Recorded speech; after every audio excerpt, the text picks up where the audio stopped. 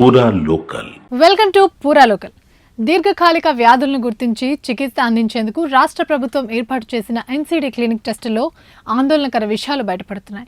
NCD clinic సెంటర్లు ఏర్పాటు చేసిన 3 నెలల కాలంలోనే ఏకంగా 1,22,000 మందికి స్క్రీనింగ్ నిర్వహించగా అందులో 26,391 మంది హైపర్ టెన్షన్, 43,768 మంది డయాబెటీస్తో బాధపడుతున్నట్లు వైద్యులు గుర్తించారు. వ్యాధి నిర్ధారణ అయిన వారిలో ఎక్కువ శాతం 30 నుండి 40 ఏళ్ల మధ్య వారు ఉన్నట్లు వైద్య అధికారులు చెబుతున్నారు.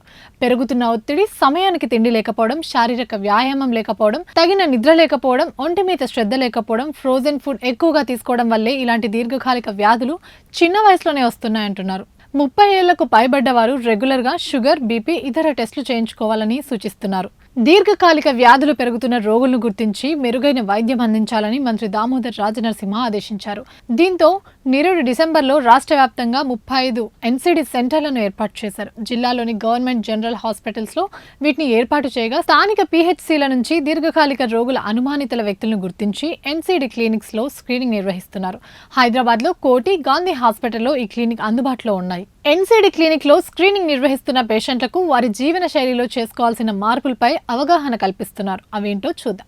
షుగర్, బీపీ, గుండె సంబంధిత వ్యాధులతో పాటు క్యాన్సర్, శ్వాసకోశ సంబంధిత రోగ నిర్ధారణ పరీక్షలు ఉచితంగా చేస్తారు. జాగ్రత్తలు, లైఫ్ స్టైల్లో చేసుకోవాల్సిన మార్పులపై అవగాహన కల్పిస్తారు. ట్రీట్మెంట్, మందులు ఇవ్వడంతో పాటు రోగులను ఫాలో అప్ చేస్తున్నారు. అలాగే ఎన్సీడీ రోగుల హెల్త్ ప్రొఫైల్ను కూడా పక్కాగా భద్రపరుస్తారు. ఈ క్లినిక్ వల్ల దీర్ఘకాలిక వ్యాధిగ్రస్తులను గుర్తించి చికిత్స అందించడం సులువు అవుతుందని, పేషెంట్ల వివరాలు పక్కాగా ఉంటాయని ప్రభుత్వం భావిస్తోంది.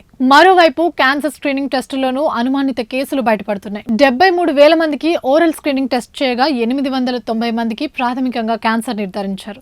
బ్రెస్ట్ క్యాన్సర్ కు సంబంధించి 37,000 మందికి స్క్రీనింగ్ టెస్టులు నిర్వహించగా 30,000 మందికి గర్భాశయ క్యాన్సర్ స్క్రీనింగ్ టెస్ట్ చేయగా 350 మందికి ప్రాథమికంగా క్యాన్సర్ నిర్ధారణ అయింది. ఈ మేరకు ప్రజలు రోజువారీ అలవాట్లను మార్చుకోవాలని, సరైన ఆహారం, నిద్ర, వ్యాయామాన్ని అలవాటు చేసుకోవాలని వైద్యులు సూచిస్తున్నారు.